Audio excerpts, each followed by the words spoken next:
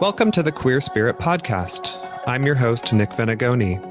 Here we have conversations with artists, healers, and activists who enliven the LGBTQ communities and who empower our queer spirits to flourish. My guest today is rexylafemme. Rexy is a performing artist, writer, and musician from New York. As a working-class trans femme, Rex's work is grounded in a politics of radical resistance, healing, and witness. Today we talk about art and poetry as spell work, gender performance as a healing ritual, and reclaiming queer spirituality from mainstream religion. To find out more about them, go to rexylafemme.com. That's rexylafemme.com. Hi, Rex. Welcome to the show. Hi, thank you. Now, Rex, you do a lot of different things. You are a writer and a poet, a performing artist, and a witch, and a few other things. And I'm curious to know which of these collection of things came first in your life that had significant impact for you? That's a really good question. I feel like, I know that the first poem that I ever wrote was about the color purple, like the color, not the book, when I was in third grade. And also when I was a kid, I was just very kind of theatrical weirdo. I was a latchkey kid, so I was like always watching movies, and my aunt who babysat me would like act out a lot of, character stuff with me. So like, I was obsessed with Gypsy, and I was obsessed with like all these different musicals, and I was just like always performing, but not in a formal way. I wasn't necessarily in like youth theater groups or anything like that. I was just like vibrantly pretending to be Madame Rose on the street and like that kind of stuff. Yeah. Were you the family entertainer? Yeah, I was. I actually, my elders would gather around in living rooms and I would just like sing. They would have the record player on and I would like sing along to Barbra Streisand and Billie Holiday. Like it was a very like old, I grew up kind of like in the 50s by way of the 80s and 90s. Having been in, like this kind of like working class, culturally conservative Catholic New York City environment. But yes, one of the stories that my family tells all the time is that when I was 3 years old, my older cousin had this like dance recital at our school. And I like interrupted the show by dancing through the aisles. And yeah, so that's me. And when did you first discover paganism and witchcraft? Well, I actually grew up going to Catholic school, and I went to St. Joan of Arc school, which I feel like would wind up being very meaningful to me later in life, learning about the sort of like the radical truth of Joan of Arc, and especially, her existence as kind of like a proto-trans hero. So I grew up learning, going to Catholic school and like being in the church, I feel like I had a roundabout education in ritual work, especially because, pagan practice was stolen by Catholicism, basically demonized by Catholicism. And then sort of, a lot of practices were taken and reissued or like represented to people in order to, kind of like control spiritual practice and control who gets to be in power in that way. So I feel like those are my kind of like roundabout origins and associations with paganism and witchcraft. And then when I was 12, after my grandmother and aunt died, a friend of mine who I went to school with was doing readings for me with this like angel oracle deck that were like wound up being, they were really intense. And I started engaging with oracle cards and like Ouija boards around that time. But prior to that too, like since I was a kid, I've always had I've had like, I guess what people call like supernatural experiences, spiritual experiences. After like there was a lot of death in my family as I was growing up, and I would have these sort of like visions and visitations by family members who had died almost directly after they died. And had a lot of experiences that I couldn't put a name to or like didn't know how to explain and kept to myself. And that like revisiting those kind of formative experiences in my adulthood is what led me back to and or led me to like deepen my relationship and practice in witchcraft. And one thing that you've talked about is how you feel that witchcraft and paganism are inherently queer and trans. How do you see that? Well, I mean, it's honestly about, understanding that like historical context, the way that gender and sexuality have been constructed began through the advent of primitive capitalism and also, like the ways that like capitalism and patriarchy came to be built, and then, define and reify these ideas of binary gender and, proper productive sexuality. And so, which is also connected with the needing to demonize and eradicate pagan and like peasant religious structures, because pagan religious structures were necessarily collective and so then necessarily threatening to this kind of like this attempt to build capitalism, basically.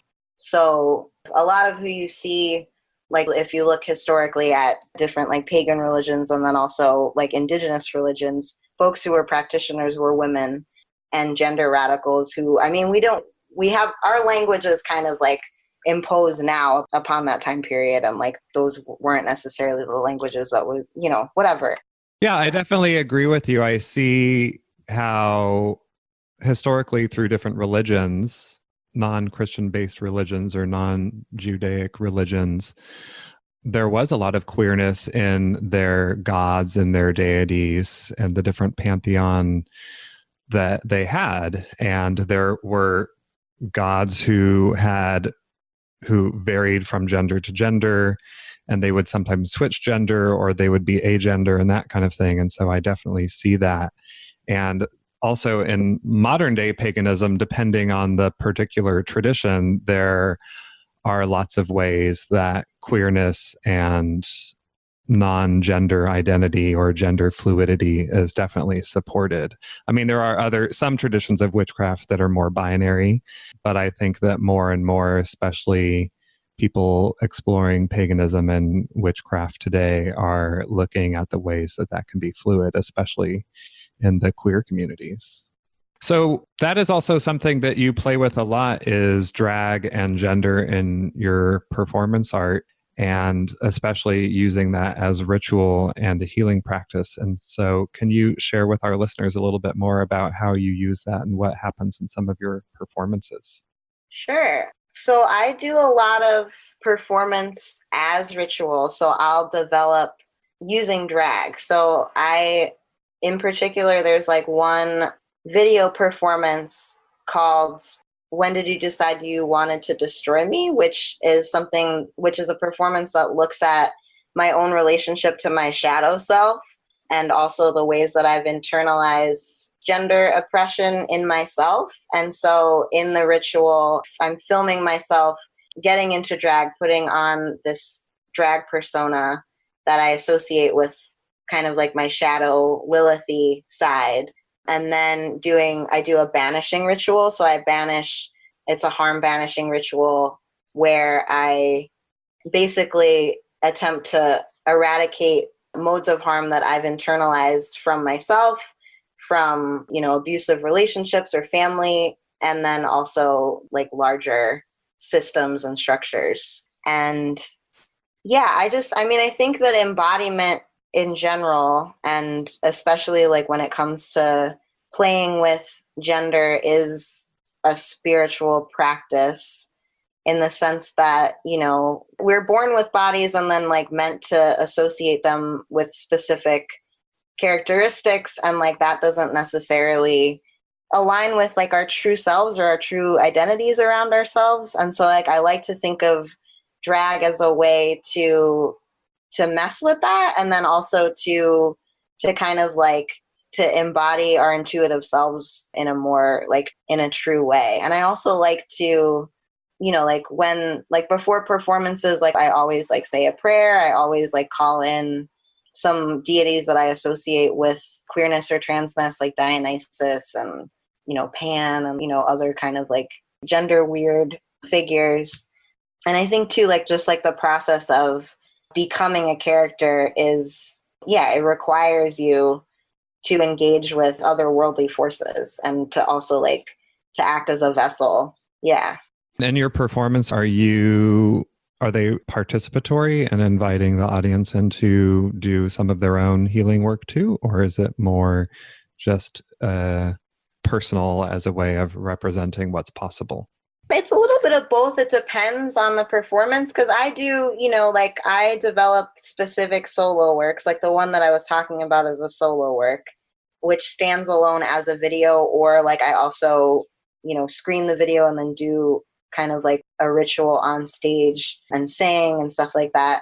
But then also like I'm a cabaret host. And so like in my hosting work, I'll do an astrological forecast or like kind of like stand up around that includes, conversations about witchcraft and stuff like that. And also will invite other people to engage with me in conversation, like from stage. And also like in event hosting, like we've had other performers who engage in spiritual practice do like interactive body work on stage. Like, so there's this, like last week at one of our shows, we have this like tarot and bodywork practitioner who was talking about their experience in using embodiment as a spiritual practice and like how to engage with our pain and how pain is like actually kind of fake. And then invited someone up from the audience to like do a stretching demo and like to talk about their experience with pain and how they feel like it's related to their, like their experiences with trauma and how to sort of like exercise it. Exercise with an O? Yeah. Uh-huh. And when you talk about pain, do you mean physical pain or emotional pain? Yeah, physical pain, but how physical pain, is a reflection of the emotional or is a reflection of, generational trauma. Yeah. Nice. I really like that idea. So the next thing I want to talk about is divination, which is also something else you do a lot of in some different forms. And you use poetry and creative arts as a way of practicing divination. Can you share more about that? Yes. So a lot of my process around writing poetry feels connected to divine influence in the sense that I feel like writing is this process where you have to engage with your intuitive self. And so it becomes kind of a collaboration between your higher self, your intuitive self, and your, conscious, quote unquote, egotistical self. And I feel like when I feel like this kind of like spark of inspiration, I then just kind of like write out whatever comes to me and, like barf out all this stuff and then go back, from like a conscious standpoint and then, kind of engage in the editing process or like, whatever, like the forming of the idea more. And then also I just think I use a lot of poetry in my spell work and my ritual work, both in terms of writing and reading. Like I do, I guess what I would call, like divinatory dips where I'll just like pick up a book of poetry if I'm feeling like, like I have a burning question or like I want guidance or need guidance, and just like flip to a page and see what message I get from that. And I use Rumi a lot for that. And also like other, I don't know, Audre Lorde is a big one, Lucille Clifton. But I just feel like, like the universe and your guides are like looking to speak to you in the language that makes the most sense to you and using the tools that make the most sense to you. And so because poetry is so important to me in that way, it feels like there's like, a lot that can be tapped into in that way. And also, as a witch who creates their own spells and being someone who's poor and doesn't necessarily always have access to, like if I have a book of spells that I'm like drawing from or whatever, like I don't necessarily always have everything that they are calling for at my disposal. So like I like to get creative and I like to also, integrate my own creative practice into creating spells. So I'll tend to like work on a spell and include like a writing prompt and then use maybe like a small poem that I wrote from that writing prompt to like after having conducted the spell as like a mantra or something like that. And I'm also working on this workshop called Poetry as Oracle that's going to be sort of like explaining how poetry can be used. The reading of poetry can be used as a divinatory tool, and then also how the writing of it can, especially in terms of like setting or building intention. And like, the writing of poetry is like a creating of an intention or like a manifestation of an intention too. So it's going to be kind of like a dual oracle and writing workshop. Mm-hmm.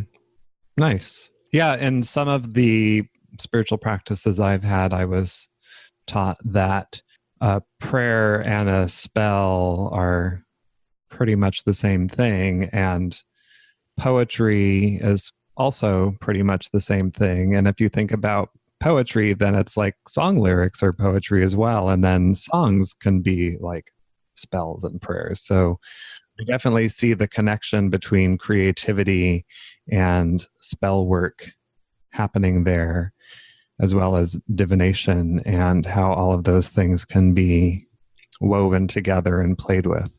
So speaking of divination and dipping into books, we talked a little bit about maybe doing one of those live for the show with one of your own poetry books.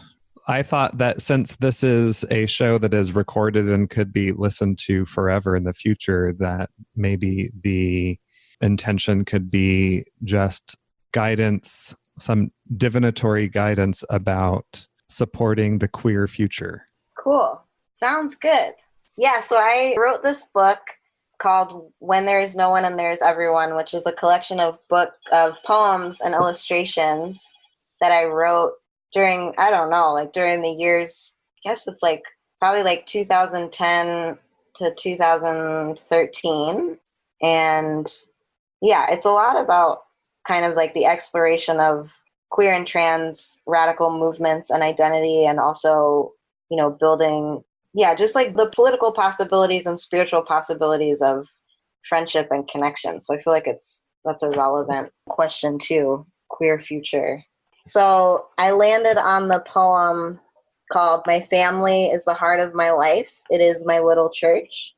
Temple to what I should keep true in myself, the blessed ones of my small life, having found saints that move me to remember myself, to be full. Little church of lost accents coming back in unison. Vernacular we shoot back at each other before the body and blood, amen. Tabernacle of lime-roasted chickens, fried cheese curds, tequila, honey buns, red wine, white wine, super tacos, pot stickers, vodka, cannolis, IPA. Suppers at long kitchen countertops or sitting in circles on a living room floor. Boisterous banjee boys and boys alike read us our rights. We roll up singing a chorus, collecting converts off the street. We pray to the dance jams of 1998. We hold each other up. We keep the sun in each other. We lament the green leaves of California October. Parish of East New York, Parish of Hadley, Massachusetts, Parish of Baltimore City, Parish of Kenosha, Parish of Gowanus. My family is the heart of my life. So I don't know. What are your thoughts on that? Well, what I take from that as far as our question goes is that cultivating family and spirituality from a queer perspective is going to be important for the queer future. And I think that there are different ways that different queer communities now around the world are starting to come out of the shadows a little bit more and start to form family more. And I think that just continuing to do that is going to be helpful and supportive for cultivating a queer future. What about you? I think about, like building chosen family and the importance of friendship, and how, engaging in celebration together is also a ritual practice and is also important in, the process of like sharing and feeding each other and being there for each other, and like, shouting who we are from the rooftops in a way. And also being really loud in public, I think is important, especially given sort of like the political climate we're in, and, the rise of global fascism. Really, like, we need to like hold on to each other really tightly, celebrate ourselves and each other, and, be unapologetic. And there's something too about partying being important. I mean, not all the time, but Well, celebration. yeah, celebration. You know, you mentioned some of the imagery around churches, which is a kind of celebration, and then the imagery around the food, which is a way of cultivating community and coming together as a way of celebrating too, and feeding each other. Yeah, cool. So Rex, can you share with us a person, practice, or experience that has supported your queer spirit to flourish? Yes. Well, actually, last year I took a workshop with this queer performance artist and spiritual worker, and her name is Victoria Libertori. And she devised it was a burlesque workshop called Goddess and Archetype Burlesque. And basically it was a workshop that looked at burlesque as a spiritual practice and engaged in sort of like activities and prompts that were about the, like building a burlesque identity and a burlesque practice, but like using different deities and like archetypes as a way to come into yourself as a burlesque artist. And it was really formative and important for me. And upon being in that workshop with her, I performed on stage doing a burlesque act for the first time to like a crowd of like almost 200 people. And it was really powerful. And then after that, she became my spiritual mentor. So I was like working with her 2 times a month, in practice with her in kind of like an apprenticeship. And it was amazing. And she's been like really important to me. And she does a lot of really important work for queer folks in relation to, coming into themselves as performers and also, as spiritual practitioners. I love that. It sounds like that can be really empowering to get into your body in that way, particularly from a creative and spiritual perspective. Yeah, it was amazing. We did like meditations, like trips to the underworld, and like met like our childhood selves, and then like brought that energy into, skits that we were working on. It was a lot. It was wild. Yeah, it was awesome. Cool. So Rex, how can people find you and learn more about your offerings and performances? Sure. Well, I have a website, which is rexylafemme.com. And I also am on Instagram under that name, rexylafemme.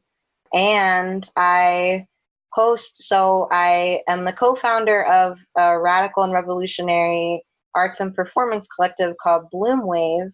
And once a month we have cabarets if you're in Brooklyn, at Branded Saloon, which is in Prospect Heights. And so I think it's usually the second Monday of every month that we do that. And so that's just like a space for queer, trans, POC folks, disabled folks to come and, perform new work in comedy, storytelling, burlesque, drag, music. Yeah, it's just kind of like a smorgasbord of weirdos. Yeah. I like that. A smorgasbord of weirdos. Yeah. Is that your tagline? Bloomwave, a smorgasbord of weirdos. No, but maybe it should be. Uh-huh. Yeah. Well, great. I will have all that in the show notes so people can also find the links there as well. Cool. Thank you. Well, thank you for being here and sharing about your work and all that you're bringing to the world. Thank you for having me. Registration is now open for my new online course, Reclaim the Power of You. If you're a queer-identified person who has struggled with old stories that say you are not good enough, not worthy, or broken, then this course is for you. Reclaim the Power of You is a course to help you transform your relationship to yourself and others. Together in queer community, you will learn and experience practices of guided meditation and inner journeying to ignite transformation and personal healing. These potent practices of empowerment are quick and effective ways for you to gain clarity and insight, initiating deep healing mentally, emotionally, and spiritually. I have taught this course many times in person, but this is the first time I'm offering it online. The course begins on Saturday, October 5th, and is limited to just 10 students. Head over to queerhealingjourneys.com queerhealingjourneys.com/reclaim for details and registration. That's queerhealingjourneys.com/reclaim. Registration closes on Tuesday, October 1st, so grab your spot now. I look forward to guiding you on your journey to reclaim the power of you. To find the resources we discussed today, find the show notes at thequeerspirit.com. And if you enjoyed the show, remember to subscribe, rate, and review on iTunes. This will help us reach and support more queer people all over. Thanks for listening, and see you next time.